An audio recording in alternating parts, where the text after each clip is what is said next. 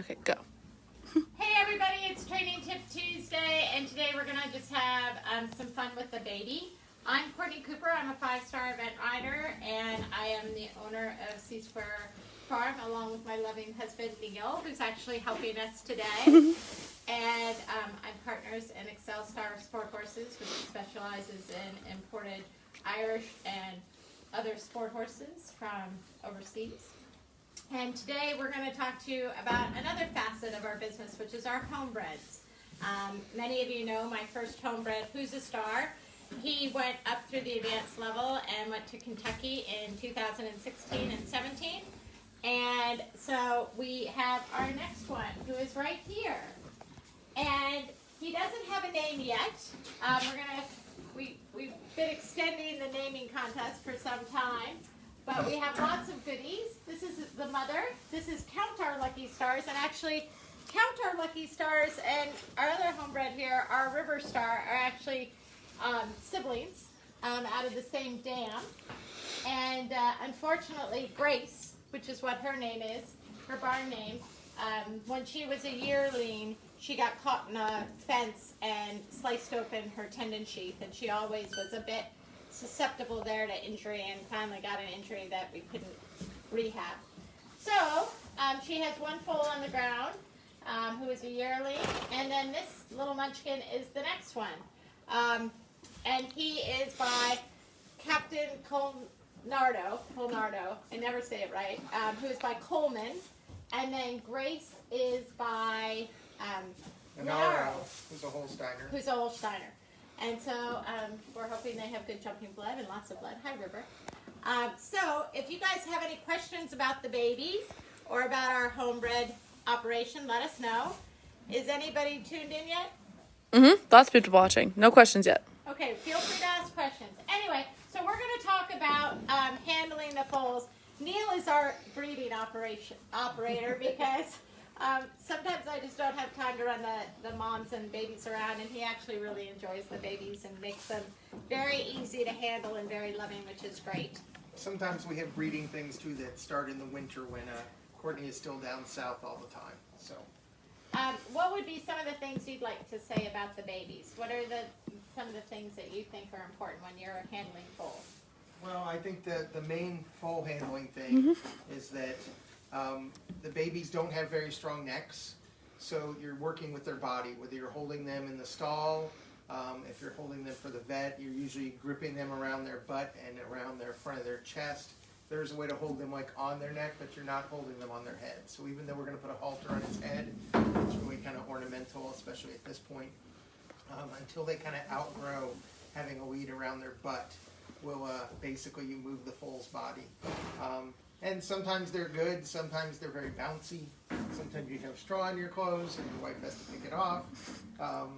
So that's the kind of general deal. We make a good mix though, because as you can tell with Grace, I usually let the foals pay a lot of attention to me, which makes them happy and handling. But Courtney needs to be there a lot of times for a little more structure so that they're well behaved. What do you mean? They're not touchy at all. Yes. So, there you go. They already, we've been getting up early at 6 o'clock or earlier with it being hot, and we usually turn the mare and the foal out first. He's only going out for about 45 minutes or an hour right now, which a lot of times happens when they're young, because if they run around too much, they're not always strong enough to be able to handle that, and they also have trouble dealing with the temperature.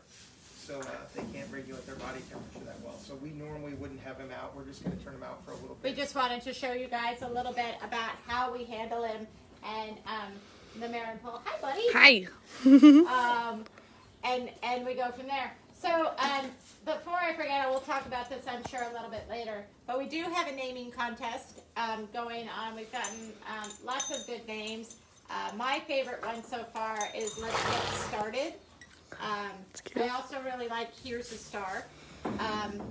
So he was born on his uncle, Who's a Star, Tag's birthday. His great-granduncle. His great-granduncle. Oh. His 18th birthday. So he was born the same day. So you'll see we have a board down here underneath the door, and that's just to protect the little guy so that he doesn't get his leg caught under there and possibly have a problem.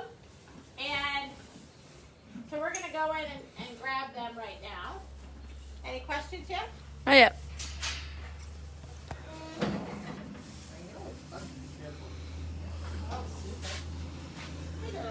So you have to remember when you handle the foals, they're probably the most dangerous horses we have in the entire barn.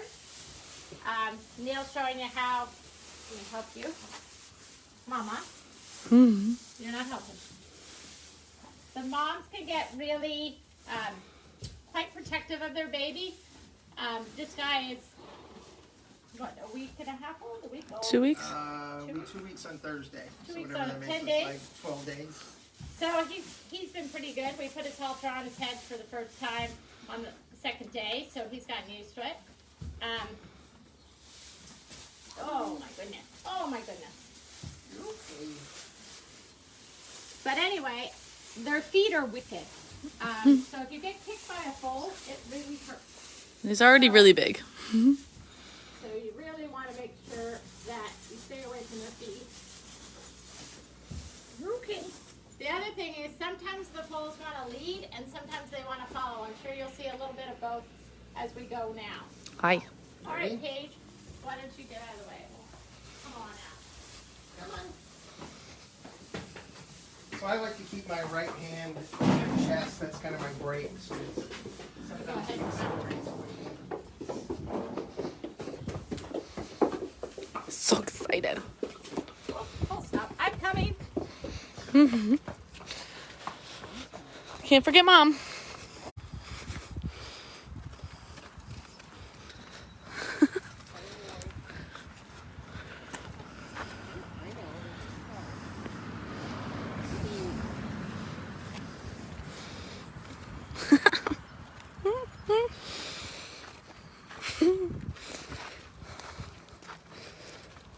You're wild. So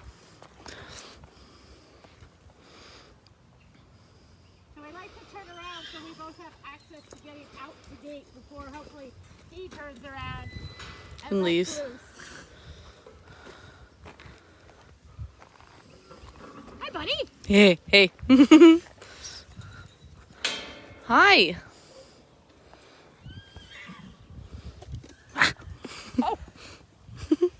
So he will spend his first 6 months, because we only have one foal this year.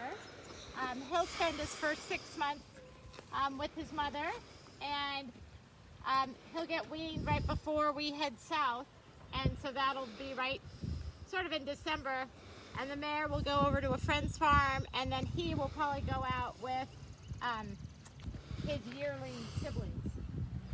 And you can see if you look back over at the barn, in terms of having performance horses, they all find this quite interesting. So one of the things we always have to be very aware of is that the other horses do tend to notice the baby, and so that they might get a little protective and they might want to throw a leg or something. So you really need to pay attention to the other horses as well, especially like when you're grooming them in the middle aisle. A lot of you know that my barn's quite open, and so I kicked her. if you groom that in the middle aisle, sometimes they'll turn around to watch the baby. David especially, as you can see, enjoys watching the foal quite a lot. So do you, we want to get some grain and we can just let them play a little bit more, or do you want to bring them in? We have a question. Oh, sure. There are organizations that adopt out nurse mare foals 2 at a time. What advice or cautions would you offer to someone looking to adopt foals? Wow. I never knew that existed. Raising foals, I think, is a challenge. And I think breeding, horses have highs and lows, but in terms of breeding, you have really big highs and you have really devastating lows. So for me, I would want to have my own setup, and you really need to have 2 good horse people to be able to handle a foal, especially when they're young, because you need someone on the mare and someone on the foal. In a month or 6 weeks or 8 weeks, Neil is real good about being able to handle the foal and the mother, but that is not something I feel very comfortable and confident with, probably because I'm smaller and not as strong.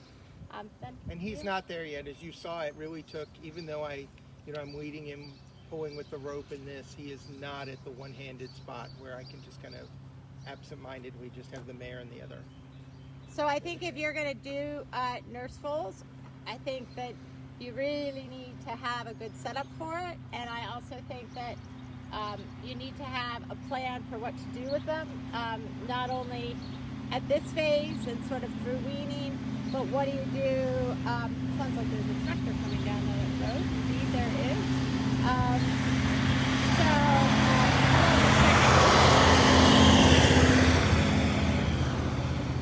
Here in Pennsylvania, we're making a lot of straw, so that could have been for straw or for hay.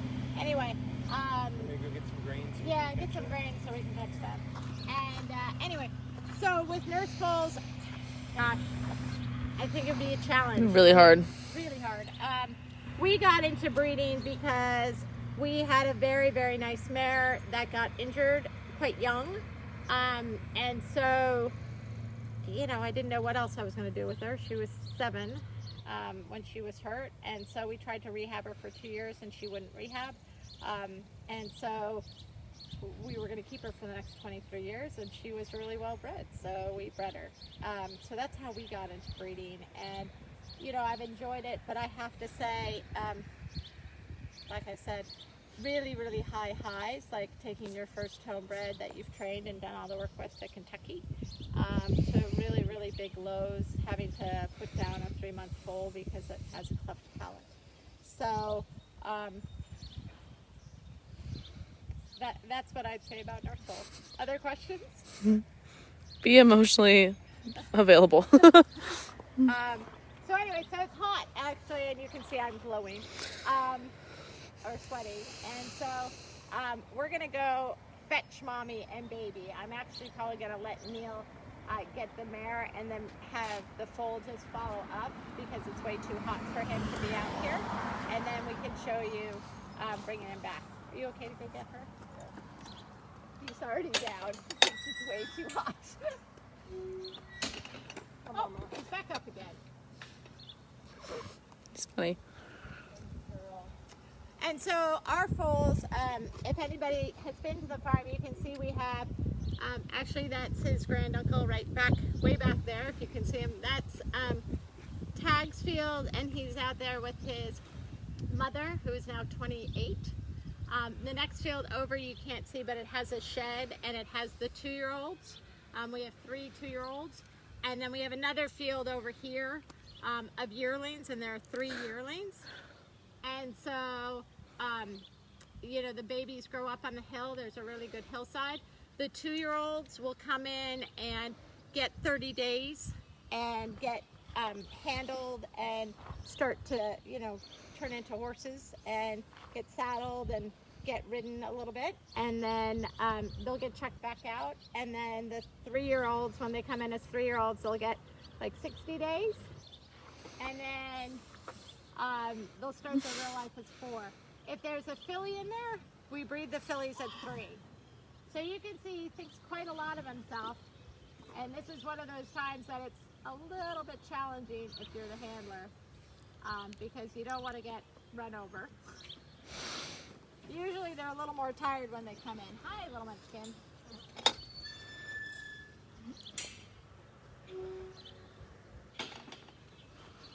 Here, I'm gonna take that. Hi, Mama. Hi, buddy. Here, we're gonna put your hat on again.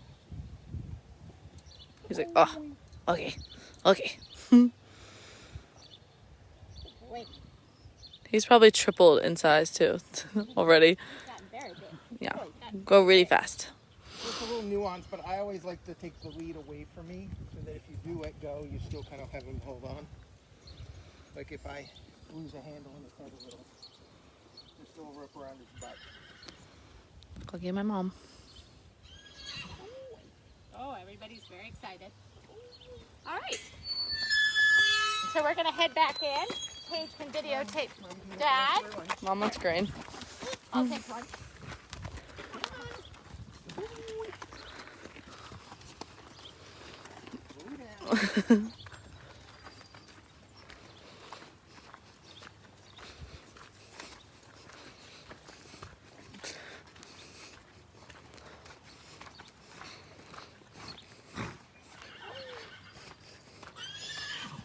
goodness.